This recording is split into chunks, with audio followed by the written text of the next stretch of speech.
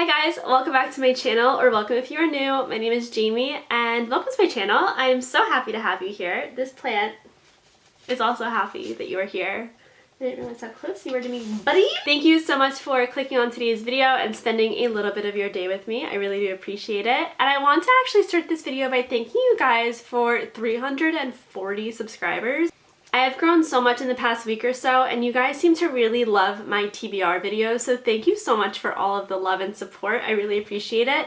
I want to know if there are any specific video ideas that you guys have that you love watching other creators do that you would like me to do. Drop them in the comments, because honestly I would love to hear from you and I would love to film more videos that kind of resonate with you guys, so let me know.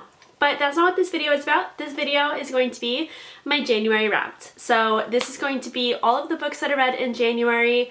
Spoiler, I didn't have the best reading month.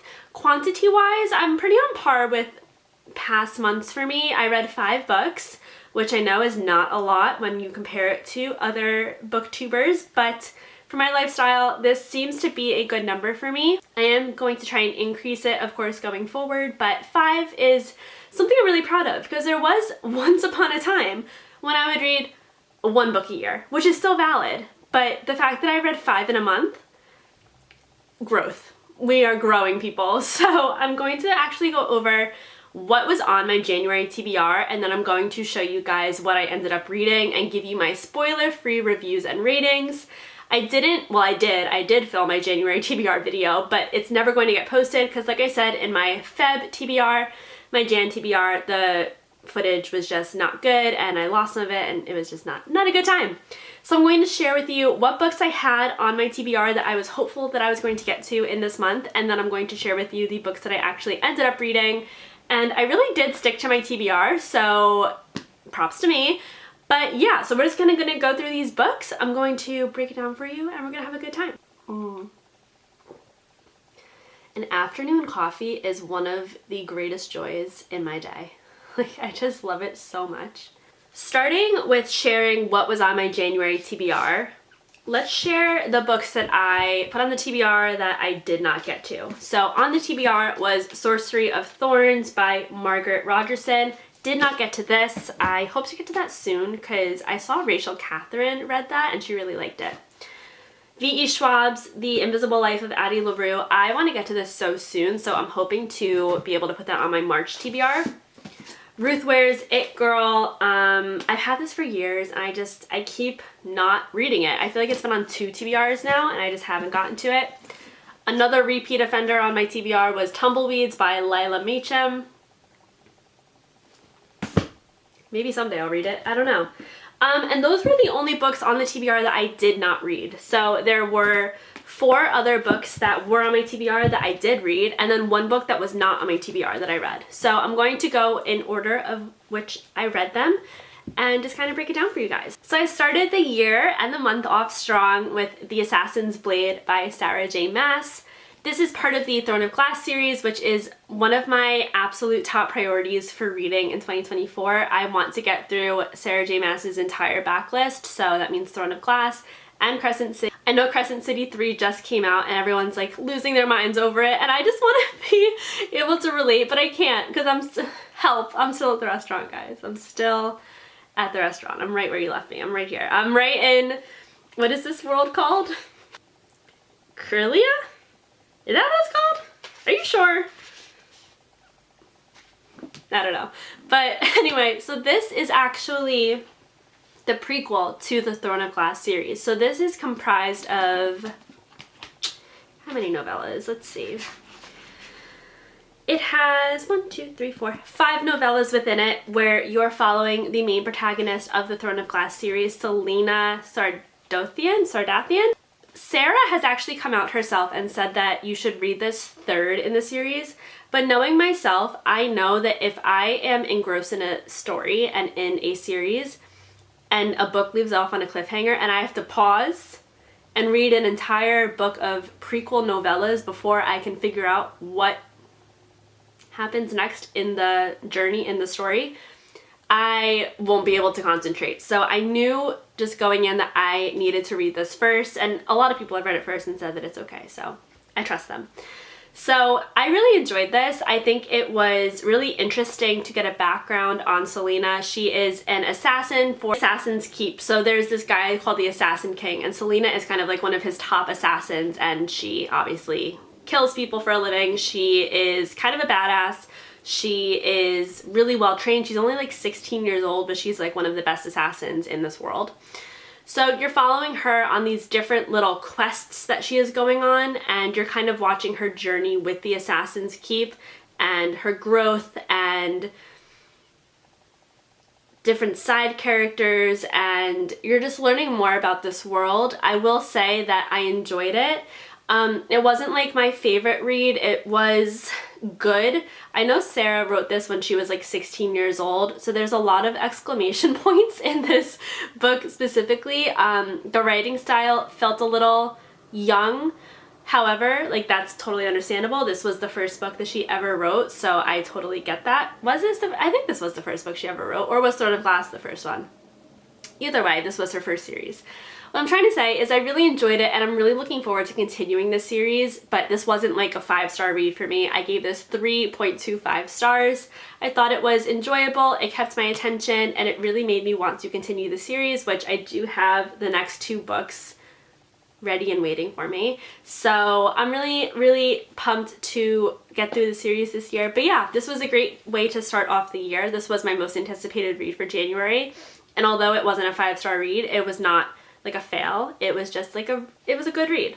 In the spirit of series, I continued another series. So Legendary by Stephanie Garber was another book that was on my January TBR. This is the second book in the Caraval trilogy, which is the trilogy that goes hand in hand with the Once Upon a Broken Heart trilogy, which I really hope to get to this year as well.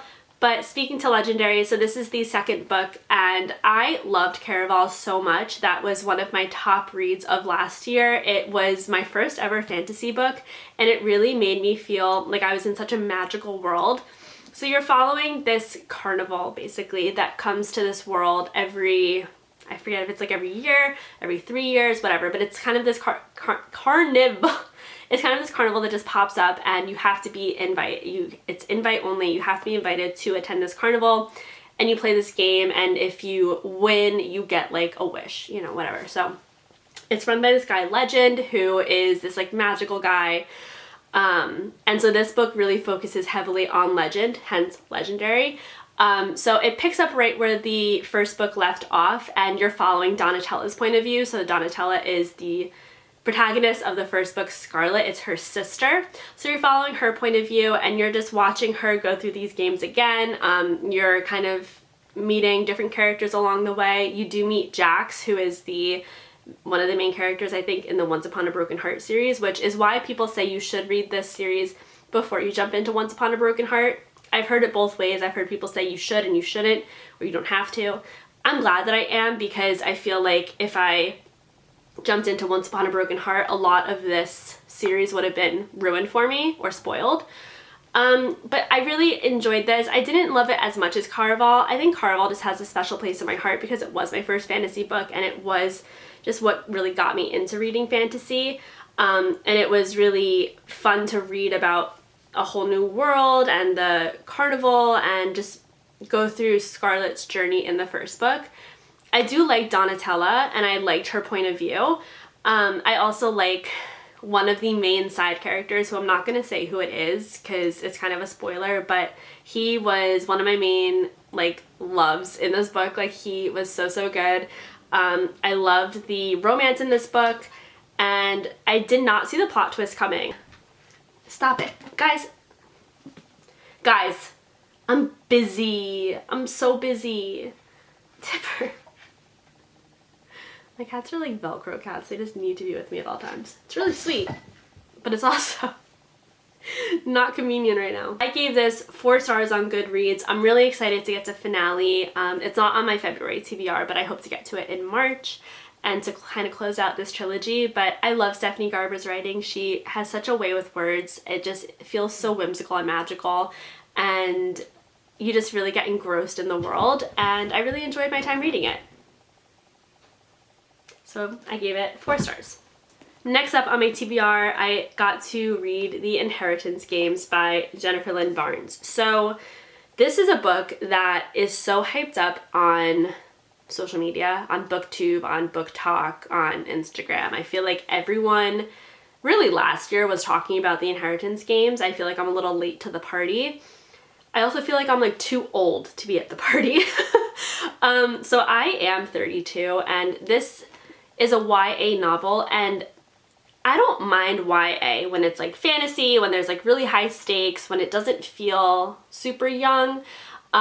This feels super young, and I don't know if it's because I couldn't really relate to anything that the characters were going through. So you're basically following the main protagonist, Avery, and she finds out that she inherited a ton of money from this guy that she has never met before.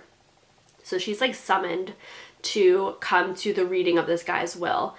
And you find out that this guy that died, this like old man, very rich man who died, he has this huge family, and he passed over every single one of them to give the majority of his inheritance to Avery, this girl that essentially has never met this guy. So you're kind of trying to figure out, why did he pass up over his 4 grandsons? Why did he give Avery all of this money? And you're trying to kind of figure that out while Avery is forced to live in a house with this family. So there's this mystery element, right? Then there's also the 4 grandsons, and there's like this like romance, like crush element. Like Avery has a crush on like most of the grandsons. There's a lot of riddles. The house is kind of just like one big like maze with like secret passageways. And I will say, this kept me turning the page because Jennifer Lynn Barnes, her chapters are so short, and the writing style is very easy. It's very digestible because it is very young. But in that same vein, it was very young. You know what I mean? So, and the twist at the end, the reason why she inherited all of this money, why he selected her, I personally thought was so silly. Like, actually so silly. And I just have no desire to continue this series. I don't care what happens next. I don't care how these characters end up. And that sucks, but I just really didn't like this. I gave it 2 stars on Goodreads, and yeah, it was just a bit of a miss for me. Another Book Talk recommendation bites the dust for me, I'm afraid. So that was kind of a bummer. Speaking of bummers, next on my Kindle, I decided to read a Kindle Unlimited book because I do have that subscription and I need to use it more. And it's really just easy for me to read on my Kindle, like on breaks at work and stuff. I just decided I wanted something on my Kindle. So I downloaded Pretty Girls by Karen Slaughter. I went into this completely blind, and I don't recommend doing that. So this book was disturbing. It was essentially torture porn. So you're following these 2 sisters, so I forget their names, forgive me. When I finish a book, especially if I don't like the book, information out of my mind. Completely, like, I wish I could scrub the plot from my brain, but like characters, like names, gone. They're not coming back. So you're following these 2 sisters, and the one sister, she's married to this man, and they are out to dinner. This happens like within the first like chapter. They're out to dinner, and after dinner, they're like making out in an alleyway, which is very unlike them. And the husband gets killed. They get mugged, and he gets stabbed to death. And you're kind of following this woman as she is going through the grieving process, and cops are at her house because while they were in the wake, someone tried to rob their house. So cops are in the house, and there's just a lot going on. She goes through her husband's computer for, I forget what reason exactly, but she discovers that her husband was not who she thought he was. She's been married to him for like many, many years, and he has a very dark past, and he is essentially like a completely different person than she thought he was. And you're just following this journey of her trying to unravel her dead husband's very, very dark past. And then the sister, they're estranged, and she has never liked the guy because she claims that he like sexually abused her, whatever. So you're following these sisters as they're coming together to try and like figure this out. I don't want to get demonetized. Well, I'm not monetized. I don't monetize this channel yet because I just don't think you guys want ads and whatever. So I don't want to get this video like flagged. But there's a lot of like really detailed scenes of sexual abuse that when I was reading it, I truly felt like I was doing something wrong. Like I'm reading this at work and I'm just like, should I be reading this right now? Like it felt so, just, it made me feel so uncomfortable. And this book was so long. There were so many scenes that could have been cut out. The writing style I really didn't like because it was very much like, and then she went to the table and took this off the table. And then she noticed that this picture was hanging on the wall and it was a little crooked. She doesn't remember when it became crooked, but then her focus aligned with the table and she realized that the table had dust on it. And it was just like every little like thought in this woman's brain was on the paper and I'm just like, I don't need to read this. Like we could just give me like the Sparks Notes version of what she's thinking. Like it was so painful to get through. By the end I did have to skim a lot, mainly because the writing style was so drawn out, also because the scenes were so graphic. It was very disturbing. The twist was a bit predictable and overall just really didn't enjoy my time reading it. Wish I could unread it, to be quite honest. I gave it 1 star. I will never read anything by Karen Slaughter again. And I think the most disturbing part is I was reading on Goodreads and she wrote a review for her own book and she said that this was actually a dream she had that she made into a book. Like her subconscious mind dreamt this up. That's disturbing and a little worrisome. But, you know, I learned my lesson. Read reviews first, but I didn't like it and it left me feeling very icky. And then we finished the month on this note. So this is From Blood and Ash by Jennifer L. Armentrout. Guys, okay. Okay, this book is almost 500 pages and I couldn't tell you what I read. I couldn't. I mean, I could, but it's not going to be very like comprehensible. It's not going to be very detailed because I am still so confused after finishing this book. So in this book, it's a fantasy book and you're following this main protagonist, Poppy, and Poppy in this world is a maiden, which means that she was chosen by the gods and she's going to ascend. I still don't know what that means. I finished the book and I still don't know what that means.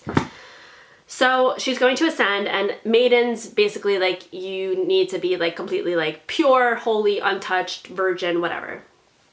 She has this little rendezvous in basically like a brothel, not a brothel, but like a place where a maiden should not be. She kisses this boy and this boy ends up being her bodyguard, her newly appointed bodyguard. And you're just kind of following them. It's so bad that I can't actually provide you with major plot points. There's vampires, there's werewolves. I didn't know. I, again, went into this completely blind and I wish I didn't because I don't think I would have read it if I knew it was werewolves and vampires because that's just like not my cup of tea. Like I read Twilight back in the day and I don't know. If I wanted to read it, I could have just read Twilight, like same vibes basically. But this book was so long and again, it was just written very young. Like I didn't like being in the main protagonist's head. I didn't like how we had to read about how Hawk's eyes were amber 83,000 times in this book. I didn't like the reference to honeydew when they were doing things that they shouldn't have been doing. And yeah, I truly just wish I could go back in time and not read this. I was about 300 pages in and I really wanted to DNF it, but I have this thing where I just have a real issue with DNFing, which I'm trying to get better about. But I paid full price for this. This was like $20 and I really wanted to love it. I did. And it's a 5-book series and it has gotten some good reviews on Goodreads, but other people still say, like in their reviews say after they finish it, they are still so confused. So I feel very seen with those reviews. I gave this 2 stars. Honestly, if the whole book was what the last 50 pages were, I think I could have liked this. But I just felt like the enemies to lovers plot point was so forced, and I just didn't like the writing style. I still don't understand the world. I don't understand, like, there was so much info dumping in the first like 300 pages of the book that I just felt very overwhelmed, very confused. The world building was just like, the pacing was off. It was just not for me. Just not for me. So if you love this book, I'm so happy for you, but I did not love this book. I will not be reading anything else by this author, and I gave it 2 stars. But yeah, so that was my January reading wrap up. I read 5 books, and I had 1 1-star, 1 2-star, no, 2 2-stars, 1 3.25 star, and 1 4-star. So in February, I'm really hoping for a 5-star read. I am craving that feeling, that 5-star feeling. I want to feel it because I haven't felt it in so long, I feel like. But yeah, January, it was like an okay reading month, but overall not the best. I hope you guys had a great month and a better reading month than I did. Let me know what your favorite and least favorite read from the month was down below. And if you read any of these books, let me know your thoughts. I really appreciate you guys watching this video, and I will see you in my next one. Bye!